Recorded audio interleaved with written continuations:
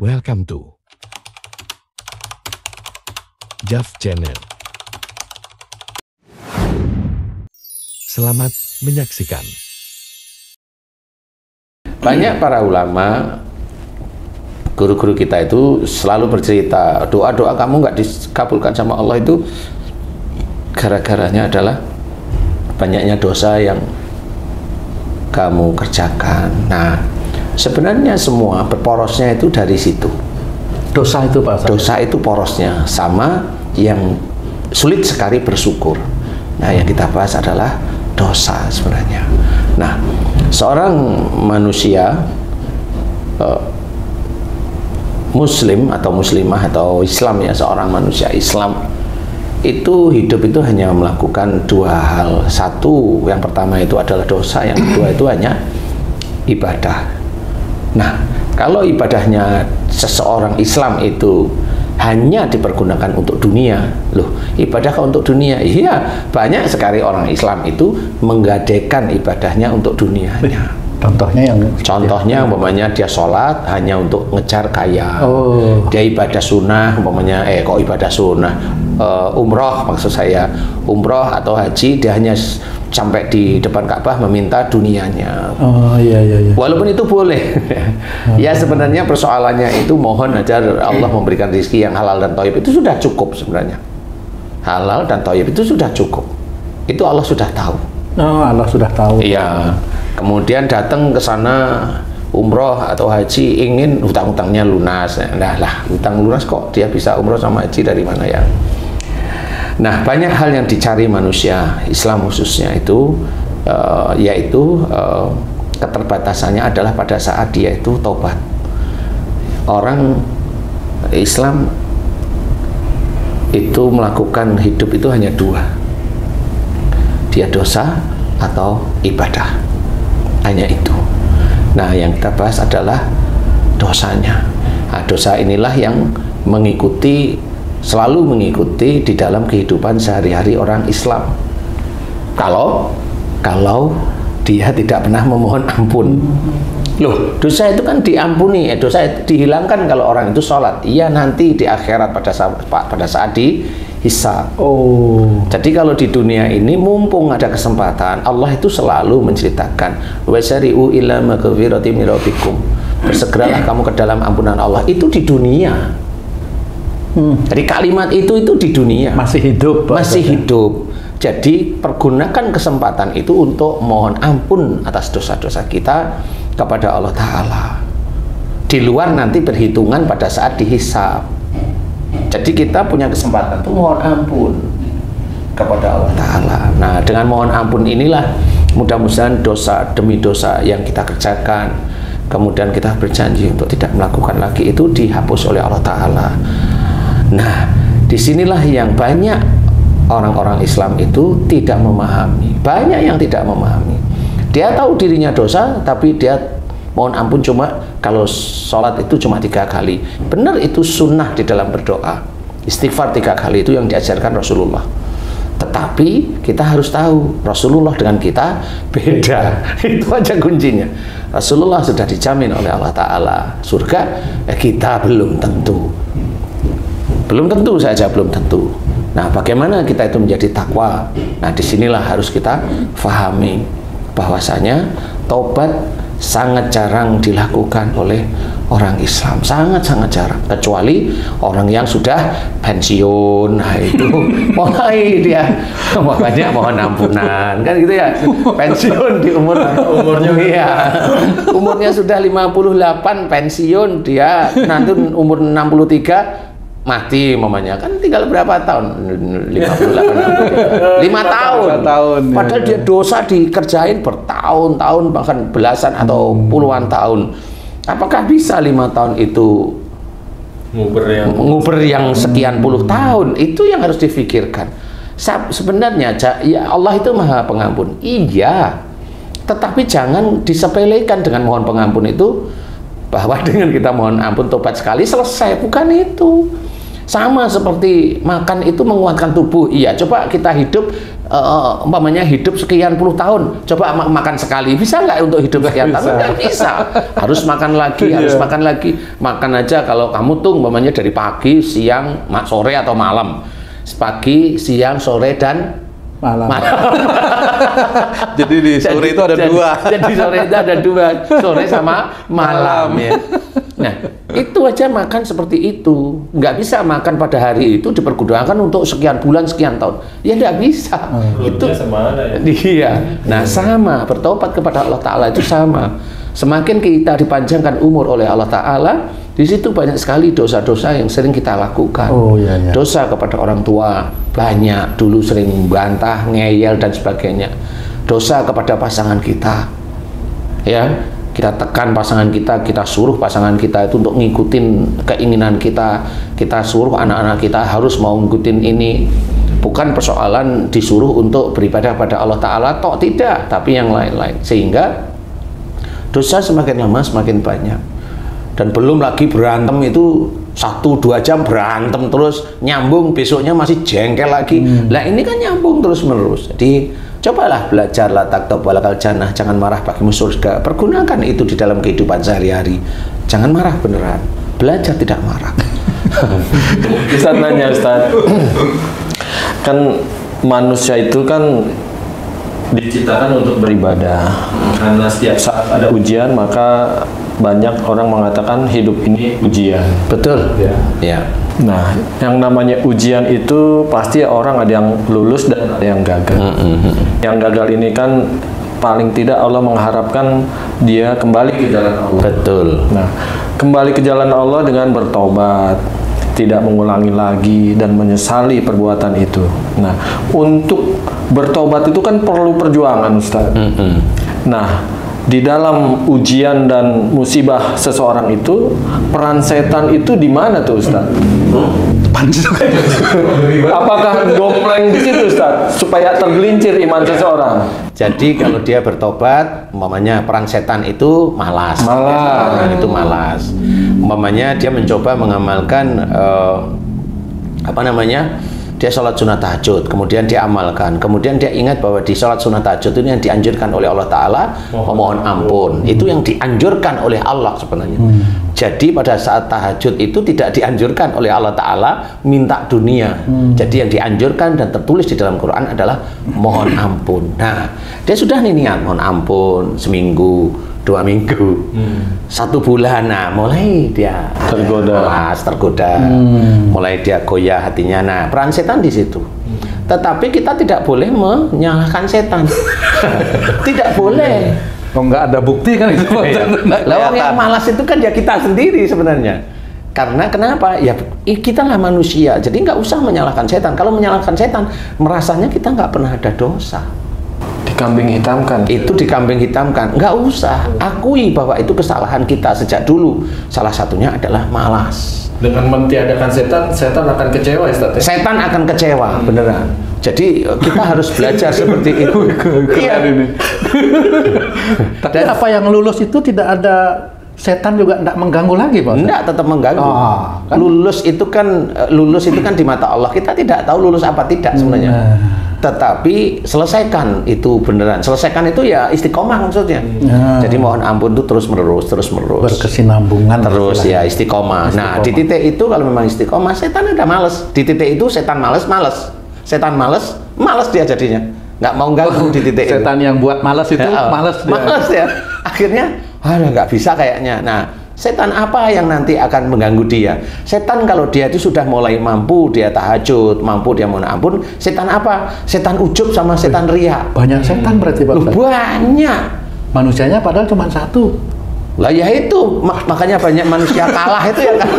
Setannya kan banyak. Iya. Kok setannya banyak? Lah iya, ujub. Itu ada setan ujub. Setan riya. Karena apa? Tiap pagi ya itu bilang, ayo tahajud. Nah, itu kan ada di titik itu. Mana di titik itu? Dia mengingatkan atau dia mau cerita tentang dirinya melalui WA.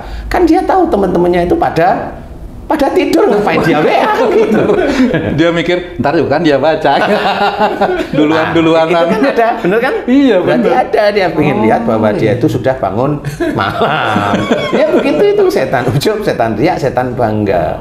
Itu belum lagi nanti kalau dia itu ada disuruh sama ustadznya nih, kamu kalau tahajud baca ini dikabulkan kayak ini, dikabulkan sama Allah Ta'ala. Nah, pada saat dikabulkan itu belum ending.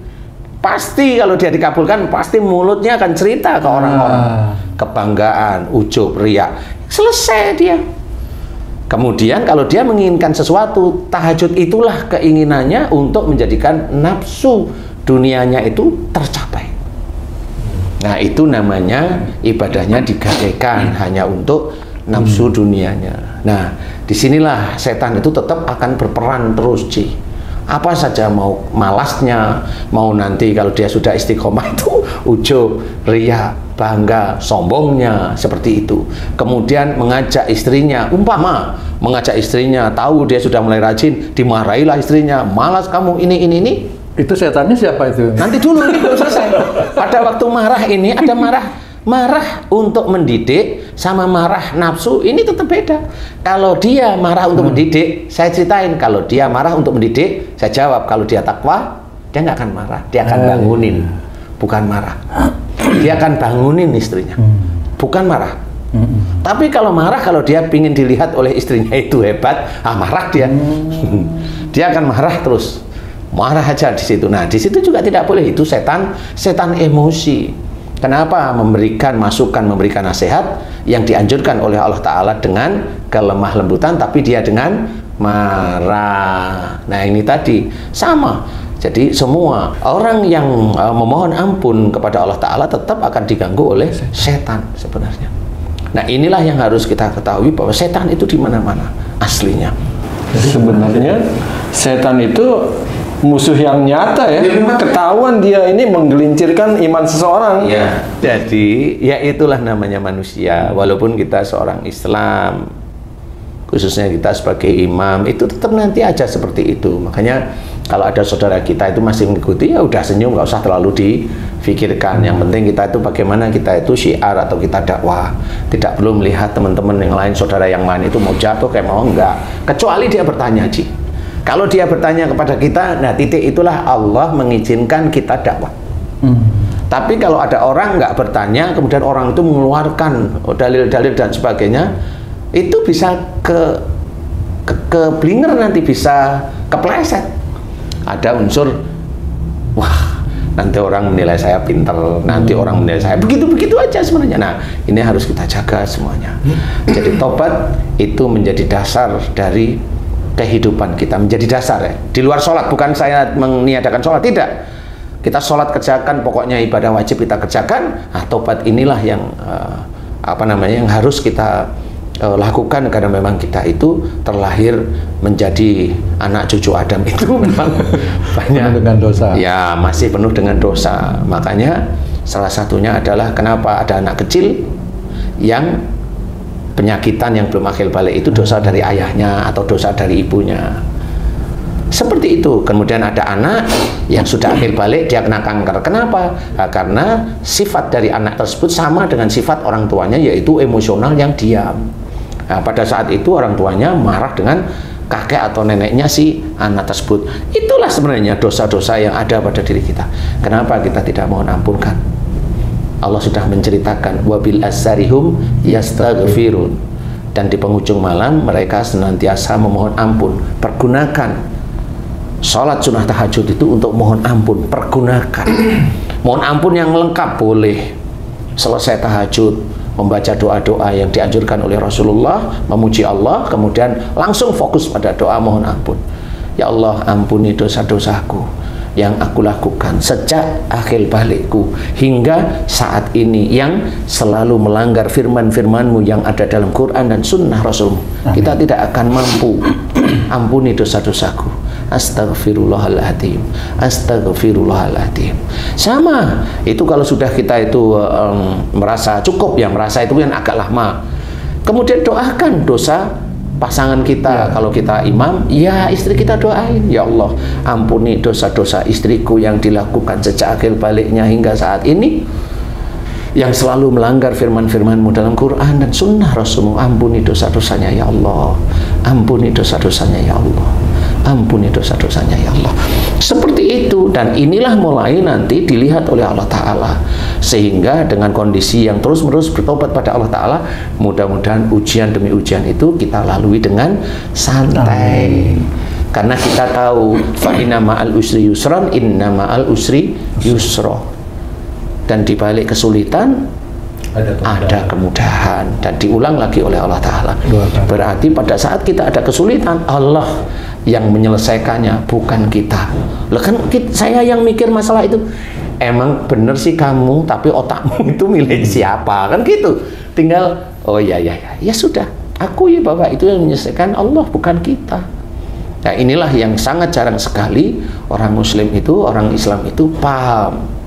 Dan ini menjadi dosa, apa di aku, kan gitu ya. Gimana caranya bertobat terhadap supaya setan tidak menggoda lagi? Nggak gitu? bisa.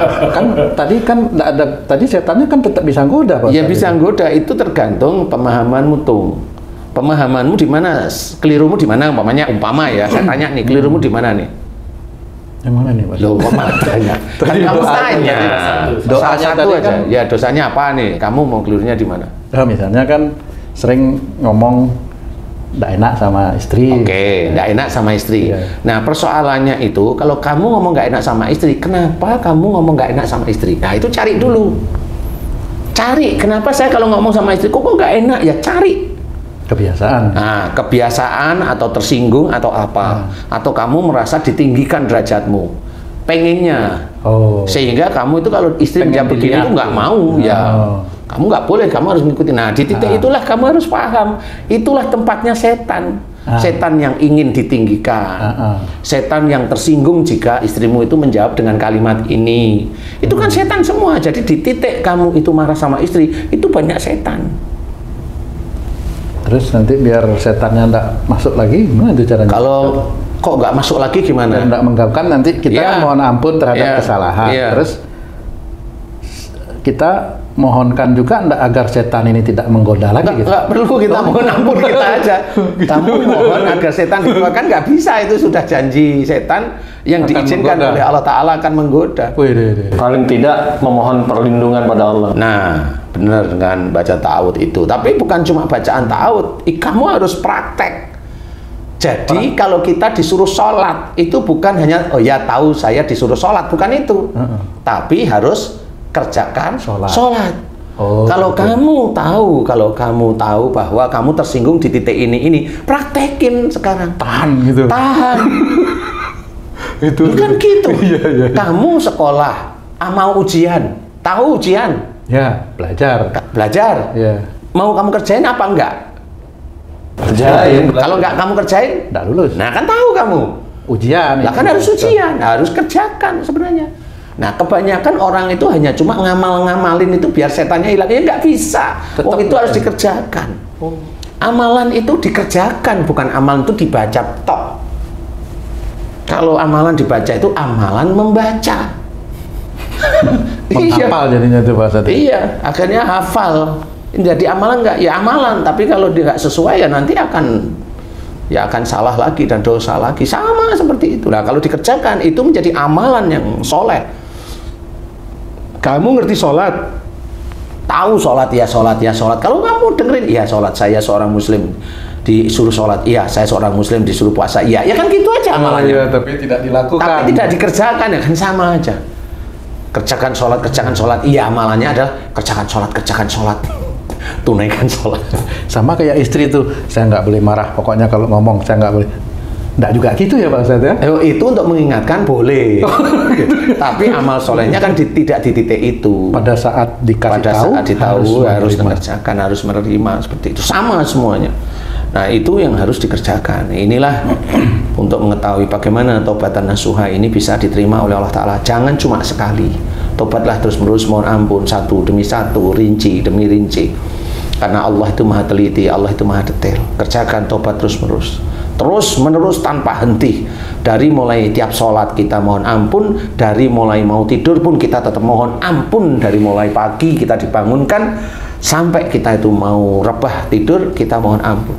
Nah, insya Allah mudah-mudahan dengan seperti itu tobat kita itu diterima oleh Allah Ta'ala. Amin. Insya Allah ya. Mohon ampun kita itu nanti diterima oleh Allah Ta'ala sehingga dosa-dosa itu dikurangi oleh Allah.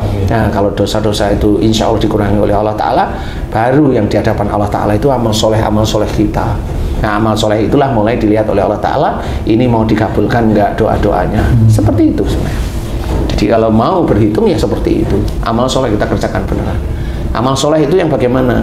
Mengerjakan sesuatu perbuatan baik, awali dengan Bismillah. Nah, itu baru amal soleh. Semuanya baru itu amal soleh. Dan bersyukur kalau selesai, mengerjakan selesai, mengucap dengan Alhamdulillah. Nah, insya Allah itu akan menjadi amal soleh. Seperti itu. Wallahu a'lam.